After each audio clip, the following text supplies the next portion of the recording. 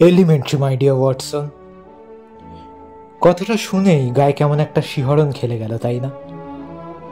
আপনারা সবাই জানেন আমি কার কথা বলছি। আজকে তারই একটা গল্প, স্যার আর্থার কনান ডয়েল রচিত Sherlock Holmes and the adventure of the blue carbuncle. London, December মাস। ঠান্ডা আর কুয়াশার জাল ঘিরে রেখেছে চারিদিক। ভিক্টোরিয়া এম্ব্যাঙ্কমেন্টের ধারে হাঁটতে হাঁটতে আমি পৌঁছালাম বেকার স্ট্রিটে। ঠিক যেমনটা আমার অভ্যাস ছিল, সপ্তাহের একটা দিন আমি দেখতে যাই শার্লক হোমসকে। তার ঘরের জানালা দিয়ে গ্যাস ল্যাম্পের আলো এসে পড়ছে টেবিলের উপর। ফায়ারপ্লেসের ধারে বসে সে পাইপ টানছে, এক হাতে ধরা আছে ম্যাগনিফাইং গ্লাস, আর চোখ তার সামনে রাখা একটা মোটা গ্রে ফেল্ট হ্যাটে। আমি একটু হেসে বললাম, হোমস, আজ তো বেশ ব্যস্ত দেখছি, এটা আবার কোন কেস? সে আমার দিকে তাকিয়ে হাসল। ওয়াটসন, কখনো কখনো ট্রিভিয়াল ঘটনা থেকেও এমন কিছু ক্লুজ পাওয়া যায় যা বড় বড় ক্রাইম সলভিং এর চেয়ে অনেক বেশি স্যাটিসফাইং হয়। এই হ্যাটটাই ধরো, এক ভদ্রলোকের, যিনি তার ক্রিসমাস ডিনারের জন্য একটি গুজ কিনেছিলেন। ঘটনাচক্রে তিনি তার হ্যাট ও সেই গুজ ফেলে পালাতে বাধ্য হন। এখন আমরা এই টুপিটার মালিকের সন্ধানে রয়েছি, অথচ মিস্ট্রির গভীরতা অনেক বেশি। আমি চমকে উঠলাম। একটা টুপি আর একটা হাঁস থেকে আবার কেমন রহস্য? হোমস সেই পরিচিত ধৈর্য ভরা ভঙ্গিতে বলল, তুমি জানো না আমি কত এনজয় করি এ ধরনের কেস। গত রাতে পিটারসন নামে একজন হোটেল কমিশনের এই হ্যাট আর গুজ নিয়ে আমার কাছে আসে। অক্সফোর্ড স্ট্রিটে একদল যুবক এক ভদ্রলোককে জ্বালাতন করছিল। ধস্তাধস্তিতে লোকটি তার হ্যাট আর হাঁসটা ফেলে পালায়। এখন ওই হাঁসটি পিটারসন তার স্ত্রীর হাতে তুলে দিয়ে বলেছে রান্না করে খেতে, কিন্তু হ্যাট সে আমার হাতে দিয়েছে যদি আমি তার মালিকের সন্ধান দিতে পারি। আমি সেই টুপিটার দিকে তাকালাম। খুব সাধারণ, কিন্তু হোমস তাকিয়ে তাকিয়ে বলল, দেখো ওয়াটসন, তোমার কাছে এটা শুধুই একটা পুরনো টুপি মনে হতেই পারে, কিন্তু আমার কাছে এটা একটা বায়োগ্রাফি, এক জীবন্ত মানুষের চিহ্ন। আমি এই হ্যাট দেখে তার মানসিক, আর্থিক, এমনকি তার ম্যারিটাল স্ট্যাটাস পর্যন্ত বুঝে ফেলেছি। আমি হেসে বললাম, তুমি বোধহয় মজা করছো, তাই না? হোমস একটু গম্ভীর হয়ে উঠল। না ওয়াটসন, আমি একদম সিরিয়াস। এই হ্যাট দেখে আমি যা ডিডিউস করেছি বলি শোনো। হ্যাট অনেক বড়, সাজেস্টিং লোকটির মাথাও বড়, তাই সে হয়তো বুদ্ধিমান। হ্যাটে ধুলো জমেছে, অর্থাৎ সে এখন আর যত্নশীল নয়, হয়তো ডিপ্রেসড বা কেয়ারলেস হয়ে পড়েছে। হ্যাটের রং ফিকে, আবার প্যাচওয়ার্ক করা, ইন্ডিকেটিং পুরনো রুচিসম্পন্ন লোক এখন দুরবস্থায়। হ্যাটের একপাশে ছোট্ট চুল, বোঝাই যাচ্ছে লোকটি সম্প্রতি চুল কেটেছিলেন। হ্যাটে সোয়েট স্টেন আছে, অর্থাৎ সে শারীরিক পরিশ্রম করে বা মানসিক চাপের মধ্যে রয়েছে। আমি থ হয়ে গেলাম। তুমি এই সব একটা টুপি দেখে বুঝলে? হোমস মুচকি হেসে বলল, এই যে বলি, each hat tells a story, Only the trained eye needs to observe it. ঠিক তখনই ঘরের দরজা ঠেলে ঢুকলেন পিটারসন। তার মুখে চরম উত্তেজনা। Mister Holmes, it's incredible, that goose. আমার বউ যখন হাঁসটা কাটে তার ভিতর থেকে একটা নীল রত্ন বেরিয়েছে। হোমস চোখ বড় বড় করে তাকালো। Blue stone, describe it. Peterson কাঁপা গলায় বলল, একটা বড় চকচকে নীল stone. I believe it's the blue carbuncle, sir. আমি চমকে উঠলাম। ব্লু কার্বাকল, সেই বিখ্যাত দামি রত্নটা যার জন্য কয়েকদিন আগে খবরের কাগজে ছাপা হয়েছিল যে কাউন্টেস অফ মরকারের হোটেল রুম থেকে চুরি হয়েছে। হোমস তখন উঠে দাঁড়ালো। Watson, this is no longer a mere hat, this is now a national mystery. ঘরে তখন এক মুহূর্তের নিঃশব্দতা।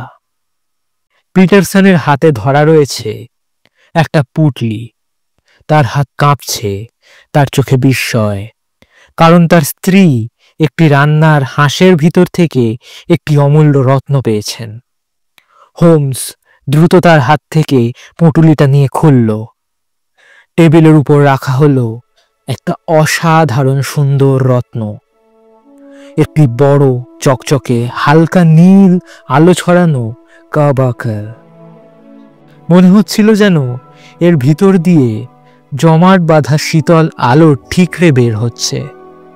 হোমস বলল, undoubtedly this is the blue carbuncle, the very gem stolen from the countess of Morcar at the Hotel Cosmopolitan just a few days ago. আমি তো হতবাক। Holmes, তুমি কি বলতে চাও? একটি সাধারণ হাঁসের ভেতর থেকে পাওয়া গেল লন্ডনের সবচেয়ে আলোচিত চুরি হওয়া রত্নটা?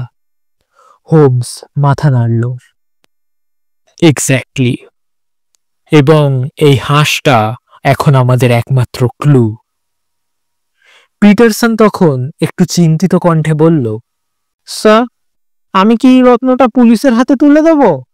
হোমস ভাবল কিছুক্ষণ, তারপর ধীর গলায় বলল, নট ইয়েট। আমি চাই নিজে থেকে একটু তদন্ত করতে। যদি আমরা আসল অপরাধীকে খুঁজে পাই তবেই আমরা আইনকে ইনভলভ করব। আমি বিস্ময়ে বললাম, তুমি কি ভাবছো যে হ্যাটের মালিক এই রত্ন চুরি করেছে?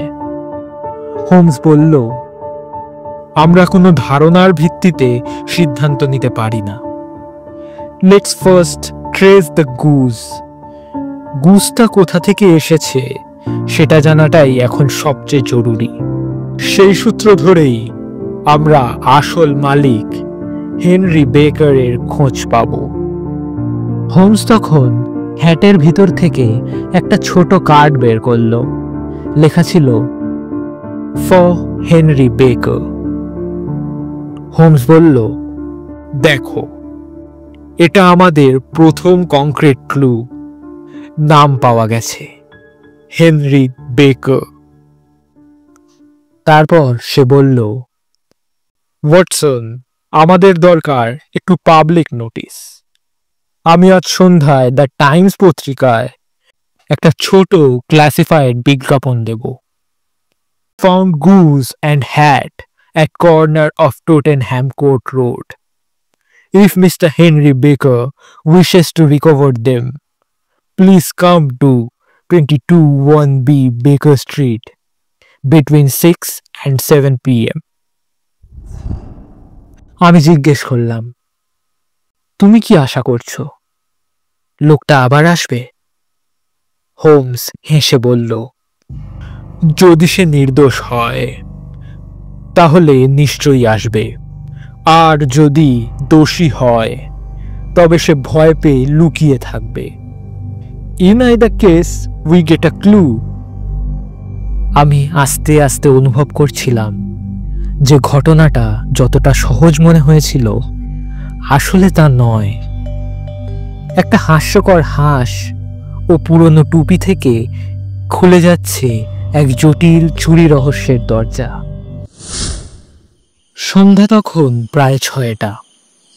বেকার স্ট্রিটের ঠান্ডা ঘরে আমি আর হোমস আগুনের পাশে বসে আছি। কিছুক্ষণ আগেই পত্রিকায় হোমস যে বিজ্ঞাপনটা দিয়েছে তার প্রতিক্রিয়ায় কেউ আসবে কি না সেটা নিয়েই আমরা অপেক্ষা করছি। ঠিক তখনই ঘন্টি বেজে উঠল। হোমস উঠে দাঁড়ালো, বলল, let's see Watson, whether Henry Baker is a fool or a fox. Pietersen দরজা খুলে এক ভদ্রলোককে ভিতরে আনলো। বয়স 50-এর কাছাকাছি, মাথার চুল পাতলা, চোখে চশমা, কোট বেশ পুরনো, হাতে একটা কেন। মিস্টার হেনরি বেকার? হোমস জিজ্ঞেস করল। ভদ্রলোক নম্র ভঙ্গিতে বললেন, Indeed, I saw your notice in the evening news, and I believe you have my hat at the goose I lost last night. Holmes ভদ্রলোককে বসতে বলল এবং হ্যাটটা এগিয়ে দিল। We have your hat, sir. Unfortunately, the goose has already been consumed. Henry বেকার একটু দুঃখের হাসি দিয়ে বললেন, pity. It was meant for our modest little Christmas dinner. Holmes তখন কিছুক্ষণ চুপচাপ তাকিয়ে থাকলো তার দিকে, যেন তার মন পড়ার চেষ্টা করছে।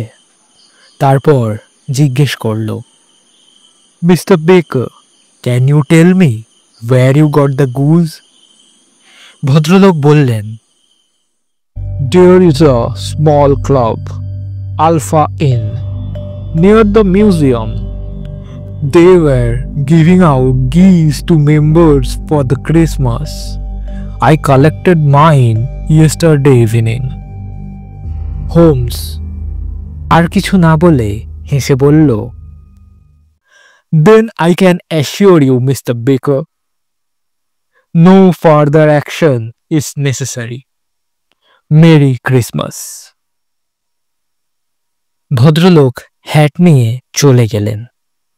হোমস আমার দিকে তাকিয়ে বলল, Well, Watson, he is innocent.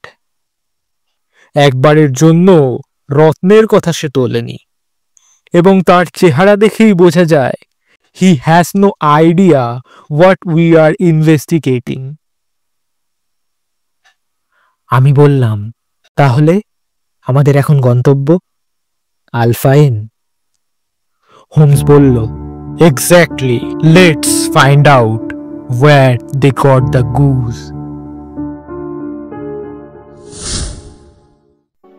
আমরা বেরিয়ে পড়লাম আলফা ইনের দিকে। সেখানে একজন জোভিয়াল বারকিপার আমাদের জানালো, Yes, the geese. We bought them from a man named Breckenridge. He is a poultry dealer at Covent Garden Market. Holmes হালকা হাসলো। Thank you, sir. That's exactly what I need. Convent গার্ডেনে তখন ভিড়, কুয়াশার মধ্যে ঠেলা গাড়ি, হাঁস মুরগির শব্দ, মানুষে মানুষে ধাক্কাধাক্কি। আমরা খুঁজে পেলাম ব্রেকেনরিজকে, এক গোঁড়া গলায় চিৎকার করা রাগী মিডল এজড ভেন্ডার। হোমস এগিয়ে গিয়ে জিজ্ঞেস করল, You sold some geese to the Alpha Inn recently, didn't you? লোকটা চটে উঠল, Look, mister, I already told half a dozen people today. I won't tell you where my geese came from. Holmes একটু চমকে গিয়ে বলল, Oh, You have had other people asking about your geese. লোকটা ঝাঁঝিয়ে বলল, Yes, one man came today asking where a certain white goose with a black bar on its tail came from. What's going on with these bastard birds? আমি লক্ষ্য করলাম হোমসের চোখ চকচক করছে। তারপর হঠাৎ একজন অচেনা ভদ্রলোক গুটি গুটি পায়ে ব্রেকেনরিজের কাছে এলো। মাথায় টুপি, কাপড়ে ধুলো, কণ্ঠস্বর কাঁপা।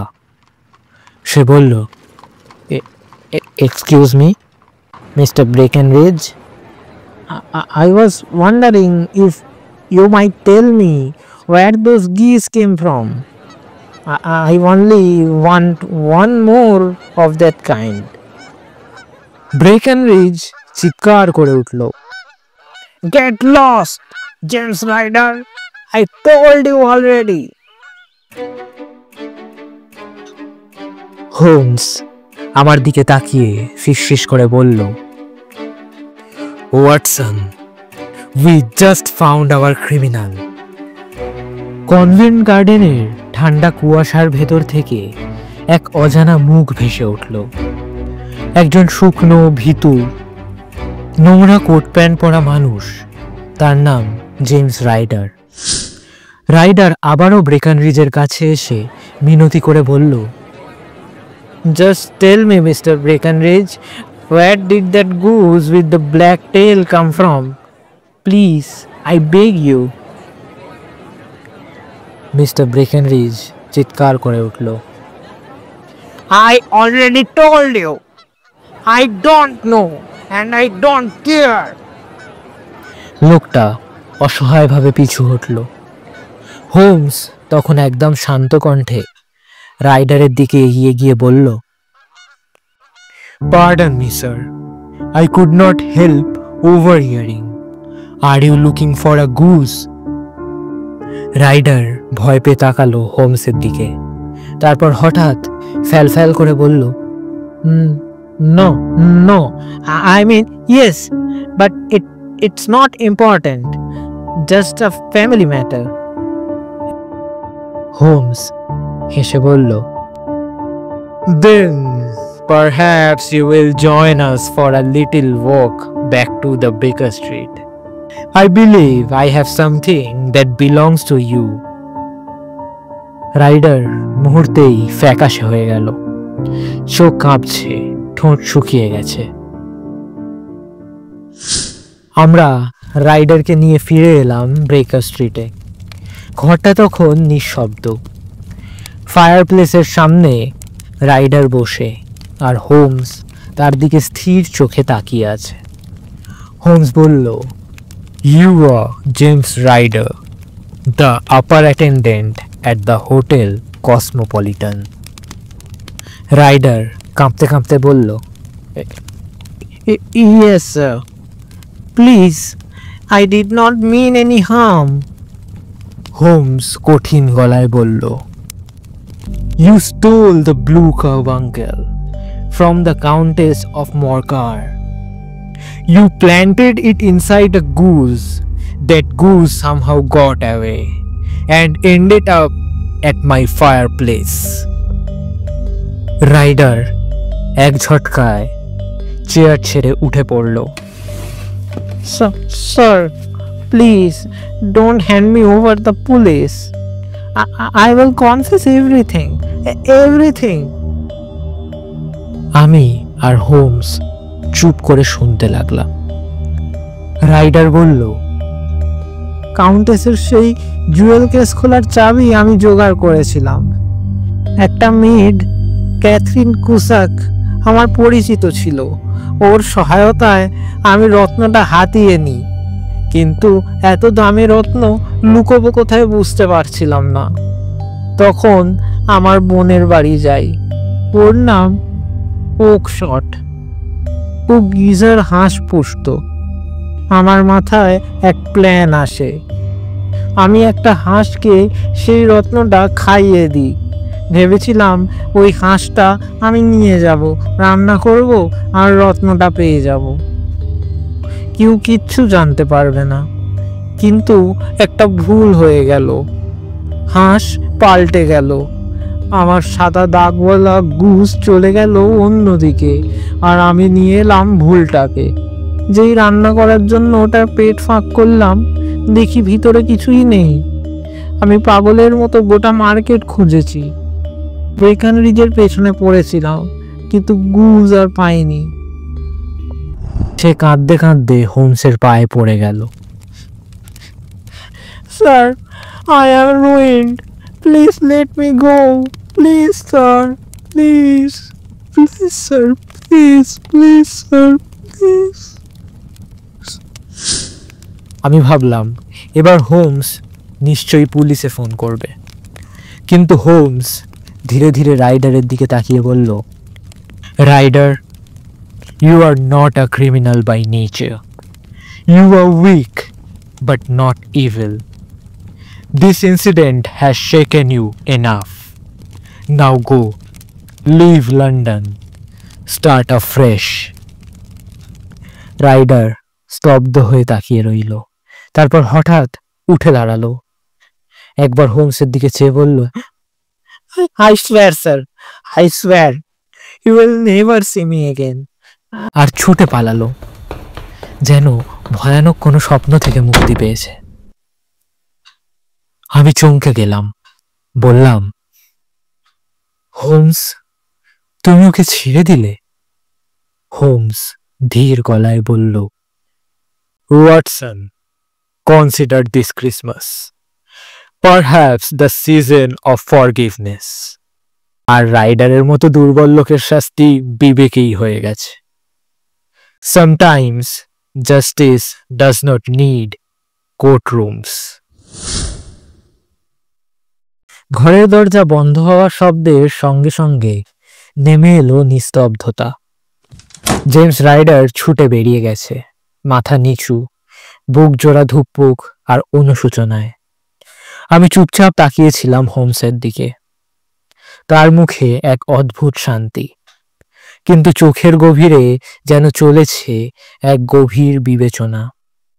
আমি ধীরে গলা নামিয়ে বললাম, হোমস, তুমি কিন্তু রাইডারের কনফেশন পেয়ে গেলে। এখন চাইলে সহজেই ওকে স্কটল্যান্ড ইয়ার্ডে তুলে দিতে পারো। কেন করলে না?